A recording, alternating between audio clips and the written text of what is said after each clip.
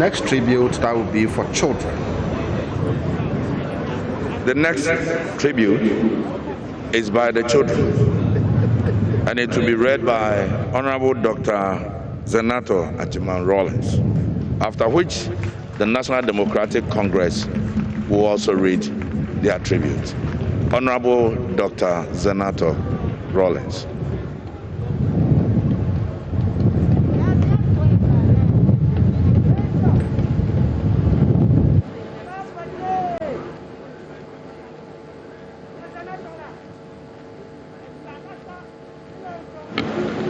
The only thing necessary for the triumph of evil is for good men to do nothing. Edmund Burke. Daddy, so much that should have been said, but the perpetual folly of mankind, always thinking there's more time. Well, like many others before us, the realization only hits home when befallen by such a tragedy. This has been so unexpected that translating anything to words has proven harder than we could have imagined. A lifetime of anecdotes, where to begin? We'll start with the names.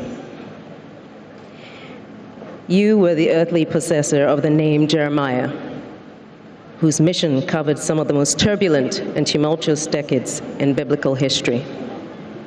Your father, James Ramsey, named you Jeremiah and tasked you with a similar fate.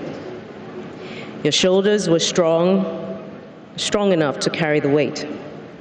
You knew your purpose and you accomplished it. You never faltered. Courageous and daring in every way, you stayed true to the essence of who you are till your last day. Daddy, you were a warrior, and with each one of us, you took pause to name, because resonating within you was an organic understanding of a name's sacred soul. She, or he, who is the earthly possessor of a warrior's name, is beholden to that name. You knew this. You did not name any of us after you to ensure that we would discover our own purpose in our name's sacred soul. A warrior's label was thus your gift, and reveled in each name lay your challenge to us to be watchers, protectors of creation, keepers, seekers of universal knowledge, to be courageous, never to falter, to stay grounded, to seek our purpose and remain true to it. Xanator, an ever-extraction name, a command meaning the darkness must cease. A name you made up and gave to your first child during the difficult times in Ghana as you hoped for an end to the corruption and economic hardship.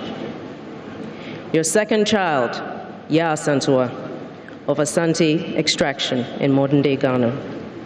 You named her after Nana Ya Asantua of Ejisu, the Queen Mother who led her people to war against the British colonialists after the king of the Asante Kingdom was exiled. Your third child, Amina, a name of Arabic extraction. You named her after the warrior queen, Amina of Zaria, in modern-day Nigeria, the first woman to become a ruler in a male-dominated society.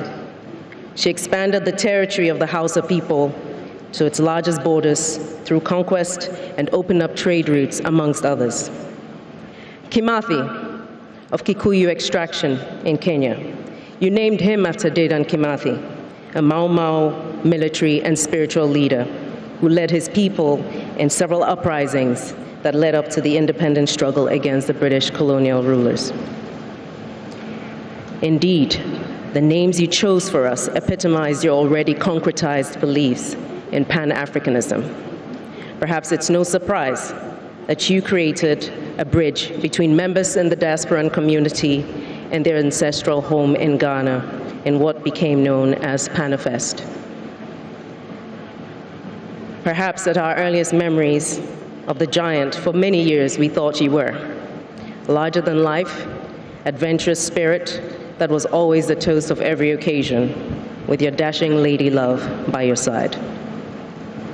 Oftentimes, we would only see you on weekends as you would traverse to the country non-stop on your nation-building crusade. On the occasions we would come by the castle during the week, you were always working but never tired, always heavily concerned with the country's affairs, but somehow making time to eat and exchange stories with your staff. You were always a man of the people, your people. They were a part of you.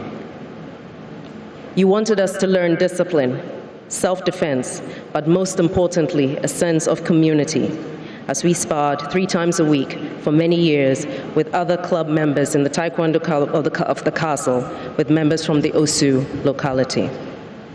You taught us all to drive, first on your lap, when our fingers could barely grasp the steering wheel, and with time in the Accra plains and in Akuse over the weekends. You introduced us to water sports and, of course, your second love, flying. In all your lessons with us, there was no time like the present to learn, to live, to experience the wonder and majesty of the Creator by conquering fear, mastering your skill, and trusting that you were created to do.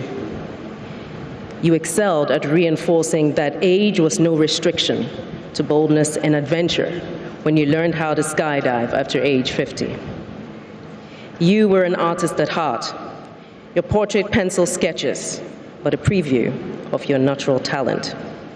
Your craftsmanship saw you recycle disposed bits of parachute and plane parts to construct all manner of furniture and decor in the house, reflective of yours and your wife's artistic abilities. You were highly intuitive and perceptive, and spent time with each of us separately and collectively to impart your lessons on everything, ranging from logic and reasoning problems and spirituality to global geopolitics and more. Whenever we asked you a question, you would ask us what we thought about the subject, in the end, allowing us to arrive at our own conclusions. At other times, you would just offer a candid opinion in a few concise statements and move on. You had the most wicked sense of humor and loved to make fun of people. One learned to develop a thick skin after years of exposure to it. When it was time for us to go to boarding school, you took pride in setting up your barber's shop on the compound of the house, skillfully cutting our hair with such ease that some of us, don't worry, I won't mention your name, thought that we could do just as well before hacking our cousin's hair to the most shocking yet hilarious spectacle. Later, the drive to boarding school was always your pride of place, taking Zaneto and Ya Santua to Wesley Girls.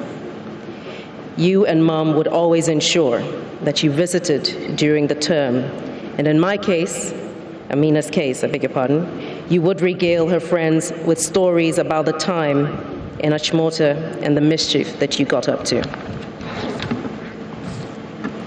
You mastered every aircraft that you flew, defying gravity with each flight. Your flying gave you the eyes of an eagle and added dimension to your perspective on the situation on the ground, literally. Even among the clouds, you were an artist. You were a master of the skies. Your skill as a pilot was so well and purposefully honed, yet never giving way to fearless recklessness, fully understanding that an element of fear is a requirement to anticipate danger. Never succumbing to the mundanity of life, you raised us to challenge the ordinary and to push beyond our comfortable boundaries. You taught us to stand up for those who could not, even at the risk of standing alone. We were never too young or too small to be privy to your thoughts, which you shared on world politics, on the inequity of the world economic system, on the plight of people of Africa. With every stage of our lives, you remain consistent with your mantra on life. Walk your path, know your purpose, live your life, Make your mistakes and learn from them. Take ownership of your actions. In all this, be guided by your inner spiritual radar. Most importantly, never let your feet leave the ground. You always spoke with such pride about our valiant officers and men of the armed forces, the precision of our Air Force, and lamented angrily about the cowardice of those not willing to seek out truth or fight for what is just, not just for oneself, but for one's fellow Ghanaian in the face of adversity. And of course, let's not forget the incorruptible knights and guardians that stood by you, believing in your vision in Ghana.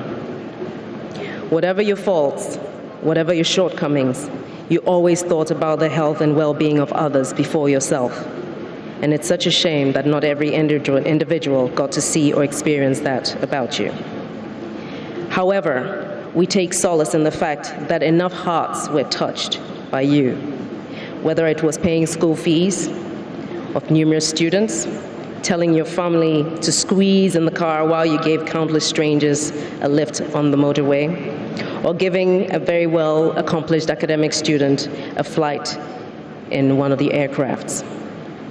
Since your passing, we have been inundated by testimonies of the number of people you supported. Your kindness knew no bounds. Soldier, warrior, father, grandfather, sage, friend. Daddy, thank you for sharing your life with us. Thank you for teaching us to be and to do. Your work is done.